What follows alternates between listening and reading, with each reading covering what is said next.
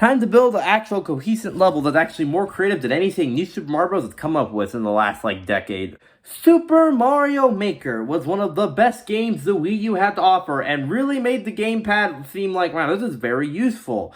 Basically made for one reason, for the New Super Mario Bros. Games lacking a lot of creativity and, being different than the first one. It was like, can we please have one where we can do this ourselves? And we got that, and it was definitely very successful because we got a kind of a pointless port on the 3DS and a very successful version on the Switch. So today, we talk about the original Mario Maker, why the gamepad made it worth a dang in the first place. First off, what I really like is that every day you get a slightly different intro, which is honestly really cool, by Super Mario Maker. That's pretty good, honestly. I like it. The beginning of the game is basically showing the basics of how to make your level. Put the mushroom here, place the block here. It's very simple. It's a very good tutorial, making it feel very satisfying. You still can do basically whatever you want, even in this tutorial. So, I like it. And of course, they also show you, here's the erase button. Hope that doesn't become a permanent thing in a story mode in a sequel game.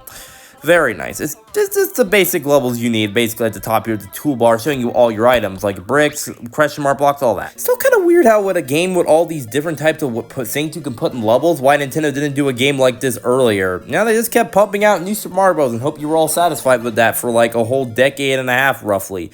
Which you weren't. There's not really a story mode, so it's kind of like the sample levels in a way are kind of the story mode. Not really. I mean, all sample levels do have different level themes and all have a different idea showing the base of each mechanic in the game. That's very nice. They're both a tutorial and just regular levels. It's a bit of both, actually. It makes it a really unique game when you see all the different things in it. Like, why can I see this in a Mario game? Dang it. Let me put chain chomps where I have to dodge them avoidantly and try not to get hit. It's awesome.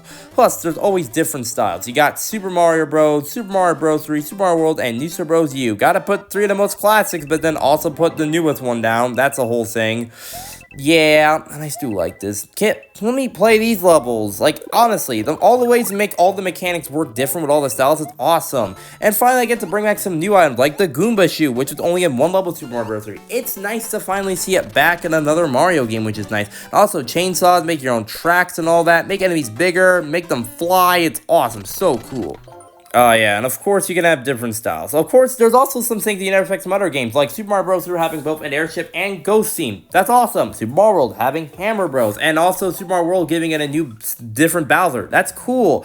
Also, technically there is a plot. Peach gets kidnapped, that's the whole thing. And also you gotta go through the 100 Mario Challenge. Basically, in short, you go through about 16 levels with 100 lives. Basically, lose all those lives, well, obviously you lose the challenge. It's a bunch of random levels made by different users. So I do like that. You can't pick it because then that would kind of ruin the whole randomness. But hey, it's still nice to go through everyone's levels and see how fun you can get through and see if you can get through with as many lives or as little lives. It's pretty sad. Still, I gotta love the 100 Mario Challenge. Well, it's like just trying to get through every level based on whatever difficulty is and fits it, and he gives you a level of that stance. And despite that, searching up for levels is kind of a mixed bag sometimes. You sometimes come across a really good level that you really like, and then sometimes come across a level which has the most random things you can ever find with enemies in item boxes and the worst enemy placements ever. But hey, you can just skip the level, or not. There's also like 4 difficulties. Easy, which has barren any obstacles, or this makes the level super easy. Normals, where you're going to find the good levels. Expert is a little bit harder to find, but you can still find some quality levels. Super Expert is not good and not fun to play at all. What about the 3DS version? It does have more of a story mode, going through all these worlds with 4 levels each with objectives to try to beat in each of the levels, which is very nice. Essentially, it's just the same game with not as good graphics. You can't share your levels online, no amiibo costumes, and New Super Mario Bros. U style looks really bad in this version. But hey, I mean, at least you have Mario Maker on the go now. Who would play this? Well, speaking of amiibo costumes, they're one of the coolest things about Super Mario Bros., the Super Mario Bros. Style. You can have so many costumes, and they're all very unique with their own animations, sound effects. It's all very nice. You can have, Mario, Luigi, of course. You have, Pit, Link, Zelda, the Pokemon characters, Splatoon. You can have basically any of the amiibo costumes. It's really cool to try to make levels themed around them, which is honestly super cool. Overall, Mario Maker is one of the most ambitious, most fun, and awesome games you can find on the Wii U. Makes the gamepad functionality feel amazing. Super Mario Maker made the Wii U gamepad feel so much more than it was, and it's one of the most ambitious games, making us a pretty successful sequel on the Switch, and it's so fun. You can't play it anymore because the Wii U's internet is down, but hey, it's still a fun game. I'll see you all next time for more Yu-Gi-Oh! Diamond Pokemon video games. I'll see you next time. See ya.